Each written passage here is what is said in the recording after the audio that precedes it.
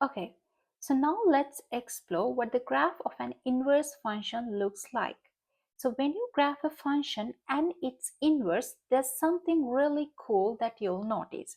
So actually, the function and the inverse functions are mirror images of each other across the line y equals x. The line y equals x runs diagonally through first and third quadrant, and it is the line of symmetry for a function and its inverse function. So let's say we have a point a, b on the function. So here a represents the x coordinate and y represents the y value of the graph. Then the point B comma A, where B is the x and y represents by the A, will lie on the inverse function. So x and y values are swapped. So if you reflect the graph of f of x over the line y equals x, then you'll get your graph f inverse x and vice versa. So remember, an inverse function reverses the input and outputs. So every output of the original becomes the input of the inverse. So which is exactly what the reflecting over y equals x does.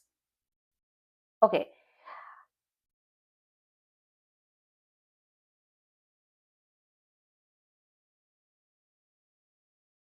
Okay, so in summary, the graphs of a function and its inverse are symmetric about the line y equals x. So if a comma b is on f of x, then b comma a is on f inverse. So actually, you can use this symmetry to sketch one graph if you already have the other. Okay, so now let's take some example to see this reflection in action. In this example, you have to verify graphically that the functions f of x equals x squared and g of x equals square root x are inverse functions of each other. So to do that, what you can do is you can sketch both functions on the same Cartesian plane and you can check whether they are mirror images of each other. Okay, so let's try to sketch them. So this is a parabola and we have to sketch this only for positive values. So what I'm going to do is I'm going to sketch this only for positive values, but y equals x squared is something like this. It's the shape of a parabola, but since we are looking at positive values, it has a shape like this. And let me write the function over here. F of x equals x squared. And next we have g of x, it is square root x. Again, square root x is going to start from the origin and it will go like this. So these graphs are not perfect. So what you can do is you can use your calculator to sketch this function. Okay, so now let me sketch y equals x as well. So if you draw y equals x, okay, y equals x will have a line, it will be a line like this. So you can see that these two graphs are mirror images of each other across y equals x, which means they are inverse functions of each other. Okay, so next example.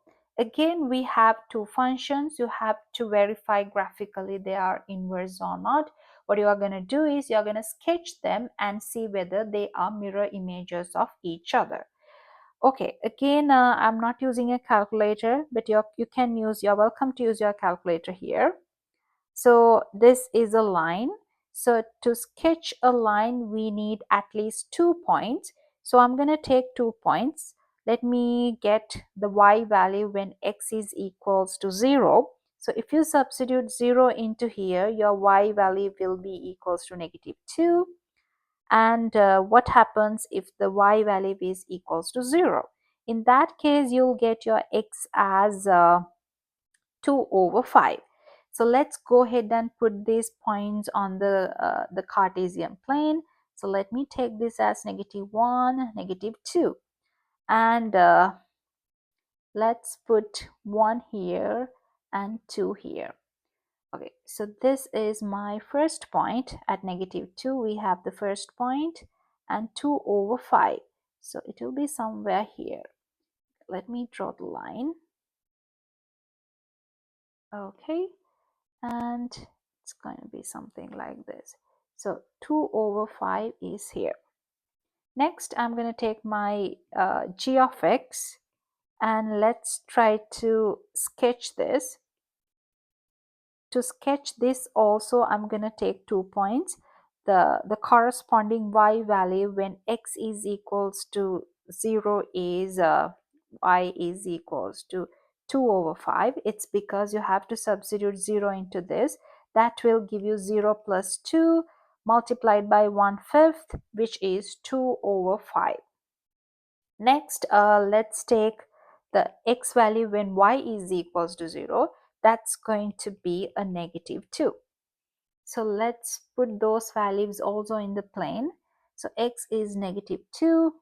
So this is -1. This is -2.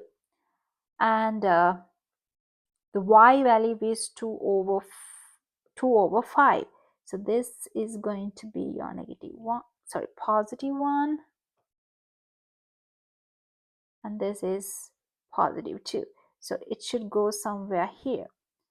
So let me sketch the line first. And okay. So it's going to be something like this. Okay, this is not perfect. Again, this is really bad. So I'm going to try another time. So let me take my color.